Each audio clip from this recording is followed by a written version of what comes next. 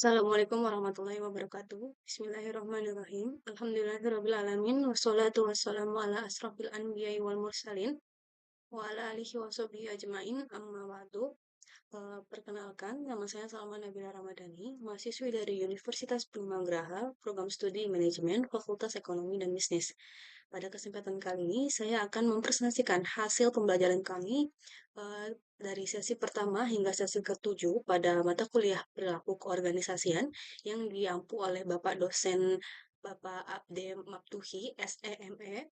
Namun sebelum kita beranjak ke dalam pembahasan lebih lengkapnya, saya akan menginformasikan ketujuh topik yang akan saya bawakan pada presentasi nanti. Yang pertama itu ada sikap dan kepuasan kerja, yang kedua ada konsep motivasi, yang ketiga ada memahami tim kerja, yang keempat ada tentang komunikasi dalam organisasi, yang kelima itu ada kepemimpinan, yang keenam ada budaya organisasi, dan yang terakhir adalah komitmen organisasi. Baik, langsung saja kita masuk ke dalam pembahasan topik materi yang pertama. Baik, saya akan menjelaskan topik yang paling pertama mengenai sikap dan kepuasan kerja. Terdiri dari 6 lingkup pembahasan. Yang pertama adalah definisi sikap kerja, yang kedua definisi kepuasan kerja, yang ketiga ada komponen utama pada sikap dan kepuasan kerja, yang keempat faktor pada sikap dan kepuasan kerja, yang kelima jenis sikap kerja utama yang ada pada organisasi. Kemudian yang keenam atau yang terakhir adalah hubungan konsistensi, sikap, dan kepuasan kerja. Pertama-tama saya akan menjelaskan lingkup pembahasan materi yang pertama, yaitu tentang definisi sikap kerja. Sikap kerja merupakan gabungan dua kata yang merujuk pada pandangan, perasaan, dan evaluasi yang dimiliki oleh seorang karyawan terhadap pekerjaannya, rekan kerja, atasan, dan organisasi tempat mereka bekerja. Eh, Umumnya, sikap kerja itu terbentuk atas tiga komponen utama. Yang pertama itu komponen afektif, yang kedua ada komponen kognitif, yang ketiga ada komponen konatif. Kemudian lingkup pembahasan yang kedua terkait definisi kepuasan kerja. Kepuasan kerja adalah sebuah perasaan atau evaluasi emosional yang dimiliki oleh karyawan terhadap pekerjaan secara keseluruhan. Dan rasa puas itu tidak hanya berbentuk aspek fisik pekerjaan seperti gaji atau fasilitas, tidak, tetapi juga melibatkan elemen-elemen psikologis dan sosial di tempat kerja seperti hubungan baik dengan rekan kerja, kemudian kesempatan pengembangan diri individu, dan yang terakhir itu ada tingkat pengakuan yang diterima. Kemudian kepuasan kerja sendiri itu sangatlah berhubungan erat dengan kinerja, dengan motivasi dan kinerja karyawan, yang mana misalkan ada karyawan yang merasa puas dengan hasil kerjanya atau pekerjaannya, maka mereka itu cenderung lebih memiliki motivasi yang tinggi untuk bekerja lebih baik lagi terhadap pekerjaan atau tugas yang akan diberikan nantinya. Berikutnya adalah lingkup mengenai komponen sikap dan kepuasan kerja. Seperti yang sudah disebutkan sebelumnya, bahwa komponen pembentuk sikap dan eh, faktor kepuasan kerja itu terdiri dari tiga komponen utama. Yang pertama adalah komponen afektif, yaitu sebuah perasaan atau emosi yang melekat pada tugas pekerjaan. Kemudian komponen yang kedua adalah kognitif, yaitu sebuah keyakinan atau perilaku atau pemikiran tentang suatu tugas pekerjaan. Dan yang terakhir, komponen konatif, yaitu sebuah kecenderungan bertindak terhadap suatu pekerjaan. Dan mungkin itu mengenai komponen sikap dan kepuasan kerja. Berikutnya ada tentang jenis-jenis sikap kerja utama. Jenis-jenis sikap kerja utama itu terdiri dari 5. Yang pertama ada kepuasan kerja atau job certification. Yang kedua ada keterlibatan kerja atau job engagement. Yang ketiga ada komitmen organisasi atau organization commitment. Dan yang keempat ada dukungan organisasi yang dirasakan, yaitu perceived organization support atau dapat disingkat POS. Dan yang kelima adalah keterlibatan pekerja atau employment engagement. Kemudian faktor-faktor pengaruh sikap dan kepuasan kerja. Yang pertama yaitu utamanya faktor-faktor pengaruh sikap dan kepuasan kerja itu terbagi menjadi dua sifat. Yang pertama adalah faktor eksternal dan yang kedua adalah faktor internal. Faktor eksternal itu terdiri dari lingkungan kerja, kemudian interaksi atau hubungan dengan rekan kerja, kemudian ada gaya kepemimpinan, lalu ada kebijakan perusahaan atau organisasi, kemudian ada kompensasi dan atau gaji, kemudian itu ada mengenai kesempatan pengembangan karir, yang mana peluang untuk mengembangkan karir dan meraih promosi dapat meningkatkan motivasi dan kepuasan kerja individu. Kemudian yang terakhir, faktor dari eksternal itu ada kesempatan untuk berkontribusi, yang mana karyawan akan merasa dihargai karena memiliki peran penting dalam mencapai tujuan organisasi, sehingga hal tersebut cenderung lebih dapat memantik motivasinya dan kepuasan dalam bekerja untuk membuat pekerjaan menjadi lebih baik lagi di masa depan. Seperti itu. Dan lingkup pembahasan terakhir adalah mengenai hubungan konsistensi sikap dan kepuasan kerja, yang mana sikap dan kepuasan merupakan indikator penting dalam mengukur perilaku organisasi seseorang serta kepuasan kerja seseorang. Yang menurut Esianara pada tahun 1991, kepuasan kerja seseorang dapat mempengaruhi perilaku kerja seseorang. Misalnya, dalam bentuk efektivitas, prestasi kerja, kemudian partisipasi aktif, dan kemauan untuk tetap menjadi anggota. Banyak penelitian yang telah dilakukan oleh para ahli yang disimpulkan bahwa semakin tidak puas seorang karyawan dengan pekerjaannya, maka semakin besar kemungkinan terjadinya turnover atau persentase resign para karyawan dalam jangka waktu tertentu. Jadi, kesimpulan dari topik minggu sesi pertama ini adalah sikap dan kepuasan kerja adalah fondasi penting dalam membentuk perilaku organisasi. Memahami dan mengelola dua hal ini secara tepat akan membantu organisasi menciptakan lingkungan kerja yang lebih produktif, harmonis, dan berkelanjutan. Berikutnya, kita akan masuk ke dalam keterkaitan topik materi sesi pertama ini dengan hasil resume buku yang telah saya rangkum dari buku paket perilaku organisasi yang ditulis oleh Dr. Acep Samsudin dan Bapak Budi Prabowo di bab 3 mengenai materi emosi dan sikap dalam pekerjaan. Jadi di bukunya tertulis emosi dalam pekerjaan memiliki pengertian sebagai reaksi kompleks yang muncul akibat rangsangan internal maupun eksternal, mencakup perasaan, perubahan fisiologis, dan kecenderungan perilaku, yang mana terdapat juga tiga teori emosi utama yang dipaparkan oleh ahli James Lange, kemudian Canon Barth, dan yang ketiga ada Sketcher Bisinger, yang isinya itu teorinya menjelaskan sebagai berikut. James Lange memaparkan bahwa emosi merupakan sebuah perasaan yang muncul karena respon fisik terhadap rangsangan. Kemudian Canon Barth memaparkan bahwa emosi dan reaksi fisiologis itu bisa muncul secara bersamaan. Dan Sketcher Singer, emosi adalah hasil interpretasi kondisi tubuh dan situasi sekitar. Jadi, mungkin itu pengertian emosi dalam buku yang sudah saya rangkum dan juga beberapa pengertian dari beberapa para ahli. Dan jenis-jenis emosi sendiri itu secara umum terbagi dalam dua kategori. Yang pertama ada emosi positif seperti cinta, kebahagiaan, kemudian kelegaan dan rasa bangga. Dan yang kedua adalah emosi negatif. Itu seperti marah, takut, cemas, sedih, atau jijik dan malu. Kemudian ciri-ciri dari emosi. Emosi bersifat subjektif, bervariasi dan berkaitan dengan proses kognitif serta persepsi sponsorik. Emosi juga dibagi menjadi dua. Yang pertama ada emosi sensorik, yang mana emosi ini merespon terhadap rangsangan fisik, misal lapar atau sakit. Dan yang kedua itu ada emosi psikis, adalah sebuah emosi intelektual, sosial, susila, estetika, dan keagamaan. Lalu dari mana sumber emosi dalam pekerjaan itu bisa muncul atau hadir? Yang pertama, faktor-faktor yang mempengaruhi emosi di tempat kerja itu meliputi kepribadian, stres, terus kekurangan tidur, interaksi sosial yang tidak sehat, kemudian adanya perbedaan usia dan gender, lalu adanya eh, perubahan cuaca dan kekurangan aktivitas atau olahraga.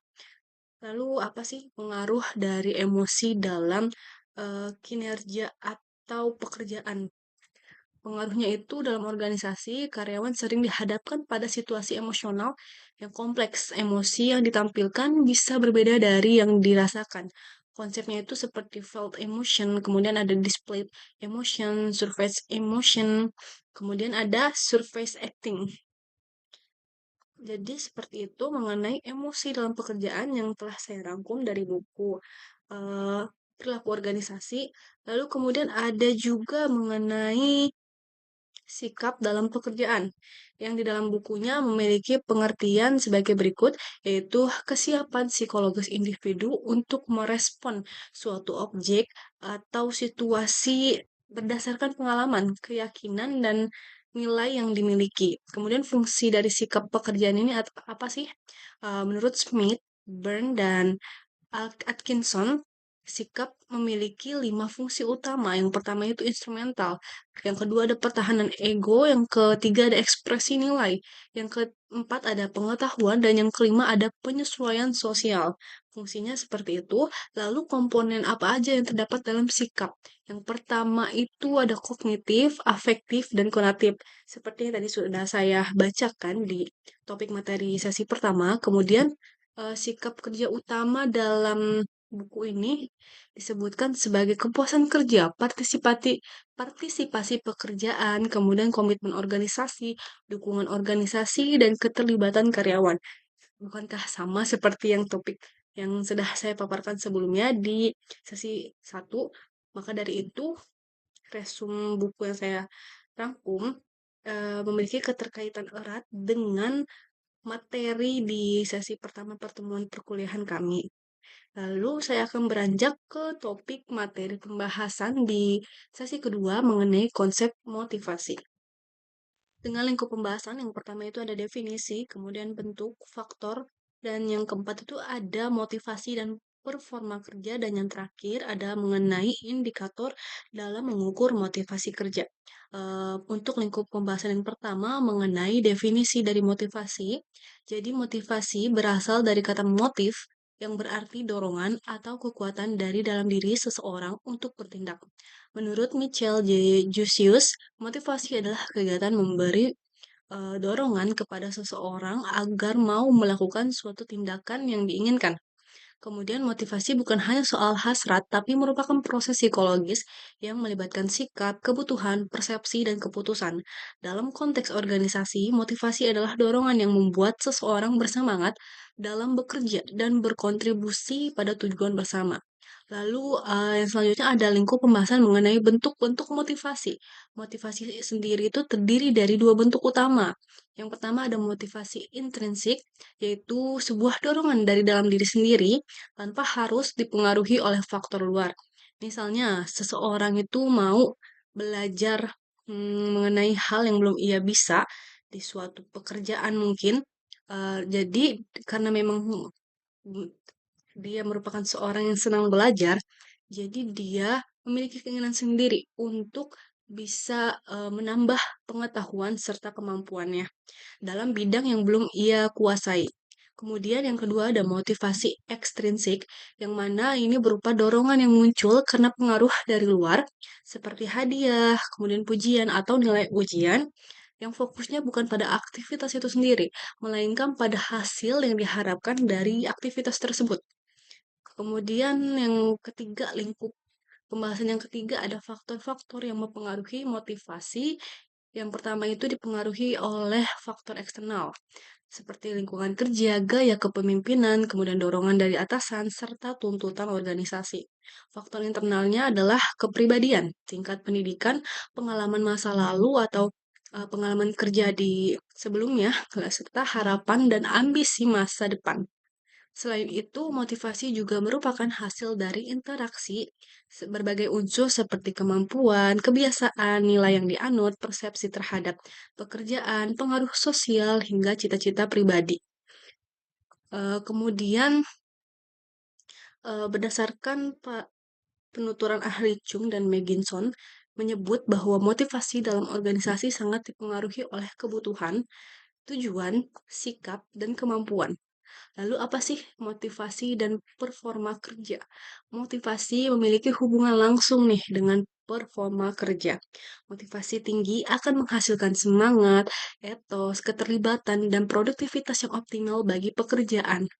Lalu, sedangkan lingkungan kerja berperan sebagai faktor pendukung, tidak langsung. Faktor pendukung tidak langsung yang mana pengembangan performa kerja sebaiknya dimulai dari peningkatan motivasi individu itu sendiri. Lalu apa yang menjadi indikator dalam mengukur motivasi kerja? Untuk memahami tingkat motivasi, kita harus melihat beberapa indikator utama seperti keterlibatan, berupa antusiasme dan partisipasi aktif dalam pekerjaan dari individu yang kita ukur. Kemudian ada indikator tujuan dan keinginan.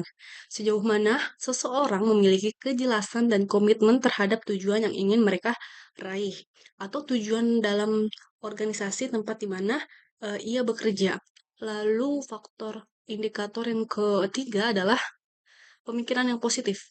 Tentu untuk mencapai tujuan organisasi secara sukses, optimisme terhadap hasil kerja sangatlah penting.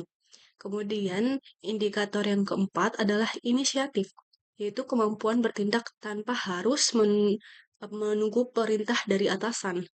Dan faktor indikator yang kelima, maaf, ketekunan, yaitu konsistensi meski menghadapi tantangan.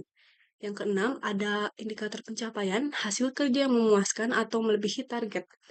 Indikator yang ketujuh ada evaluasi diri, yaitu kemauan untuk menerima dan belajar dari umpan balik. Dan yang terakhir ada indikator penghargaan, kepuasan karena mendapat pengakuan baik dari luar maupun dari dalam atau baik secara lisan maupun non-lisan.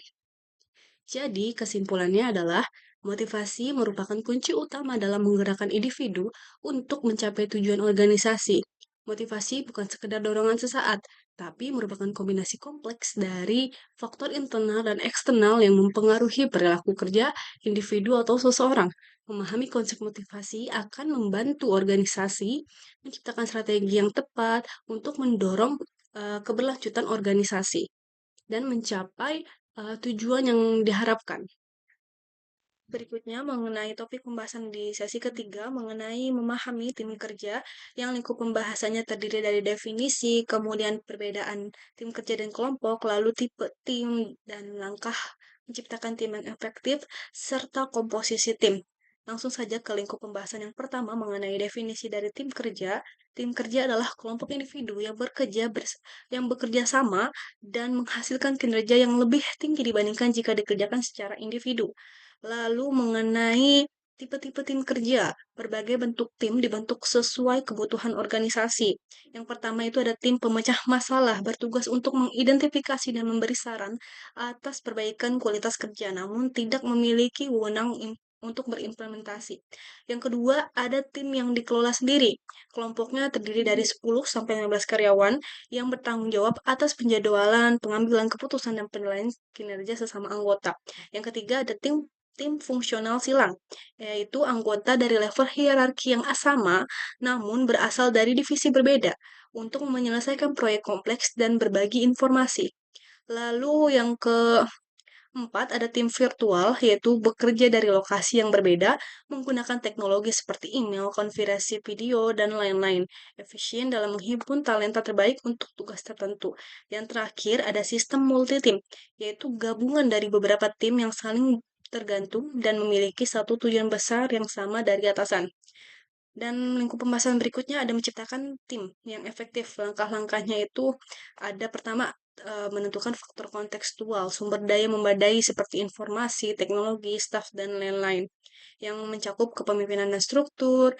Lalu pemimpin harus mampu membentuk budaya organisasi, membina hubungan interpersonal, menyampaikan visi, dan memecahkan masalah. Peran pemimpin mencakup bekerja dengan orang lain, mengambil keputusan sulit, dan menjadi aktor serta diplomat.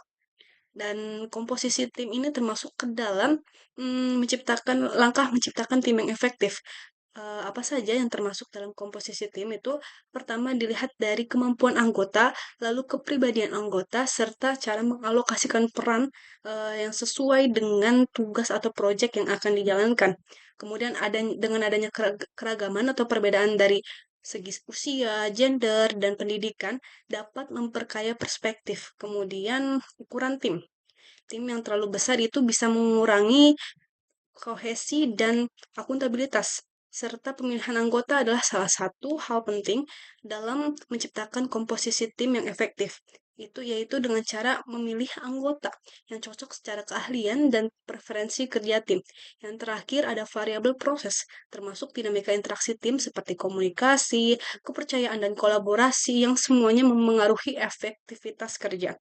Kesimpulannya adalah kerja tim yang efektif dalam organisasi merupakan panduan antara kepemimpinan yang baik, komposisi anggota yang tepat, dan dukungan kontekstual yang memadai. Dengan kerja tim, organisasi dapat menghadapi tantangan lebih mudah, meningkatkan kualitas, serta menghemat waktu dan biaya.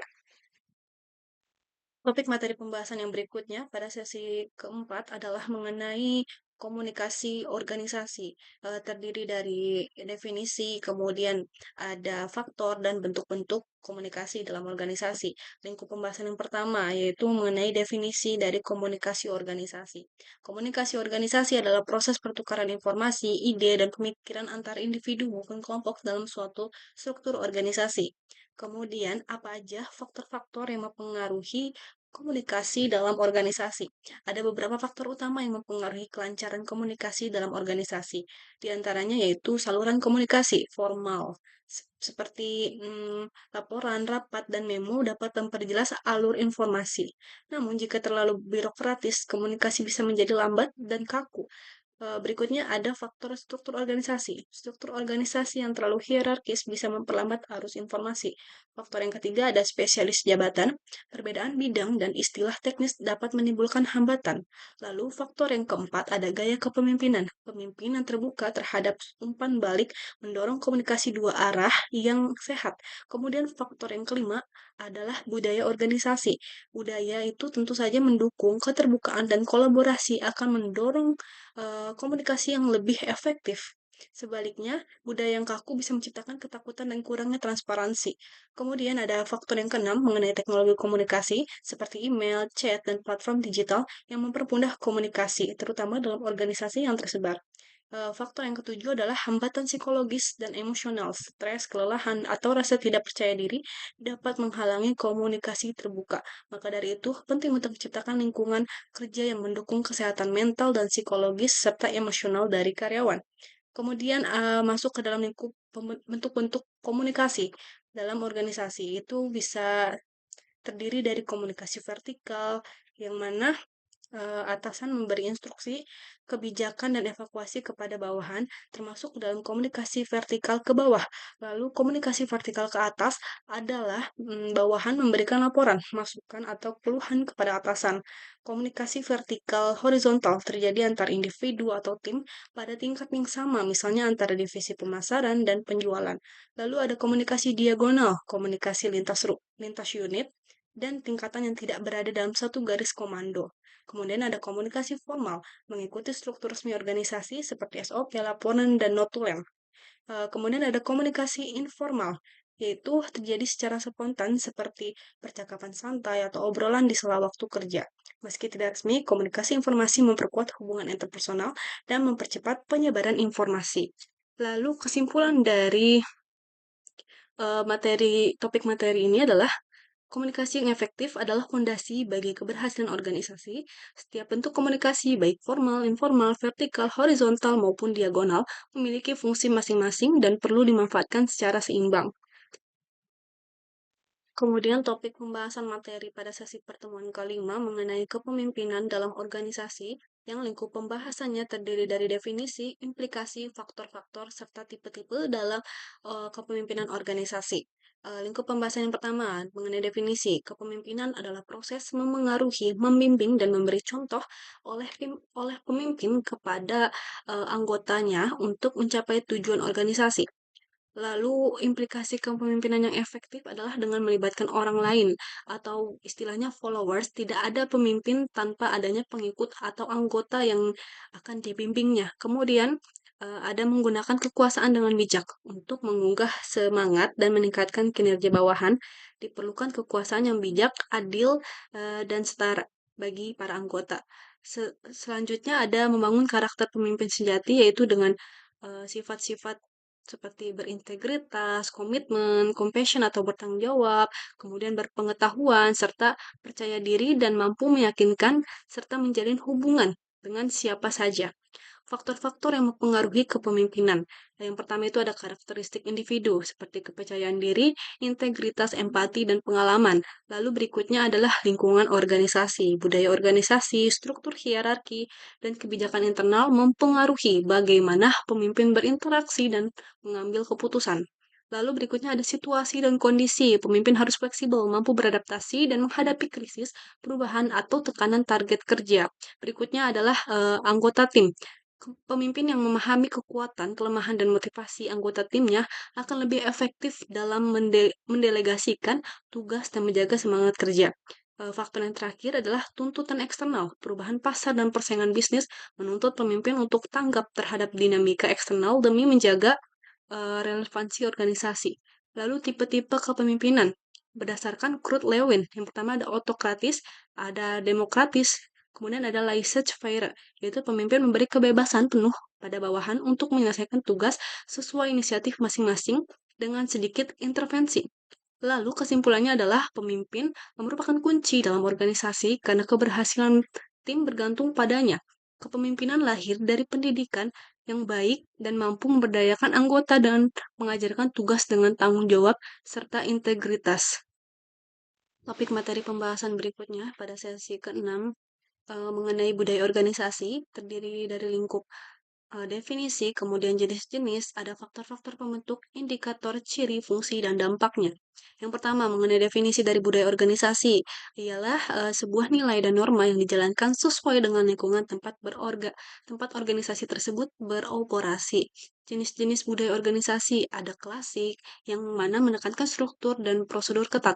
Kemudian jenis bertanggung jawab, yang fokus pada profesionalisme dan tanggung jawab individu. Kemudian jenis kreatif yang mendorong inovasi dan fleksibilitas, jenis humanis yang mengutamakan kesejahteraan karyawan, jenis performance oriented fokus pada hasil dan efisiensi, jenis berbasis pasar menekankan orientasi pelanggan dan daya saing pasar, dan jenis berbasis kepemimpinan mengutamakan pemimpin yang efektif dan komunikasi terbuka. Lalu apa saja faktor-faktor pembentuk budaya organisasi? Yang pertama itu adanya motivasi, gaya kepemimpinan, komunikasi, struktur organisasi, tingkat formalitas, serta nilai pribadi. Indikator apa saja yang bisa menjadi tolak ukur budaya organisasi? Yang pertama itu fleksibilitas kerja, yang kedua toleransi terhadap resiko, yang ketiga kejelasan prestasi yang diharapkan, yang keempat koordinasi antar unit, yang kelima ada dukungan manajemen, yang keenam ada komitmen karyawan, yang ketujuh ada toleransi terhadap konflik, dan yang kedelapan adalah pola komunikasi.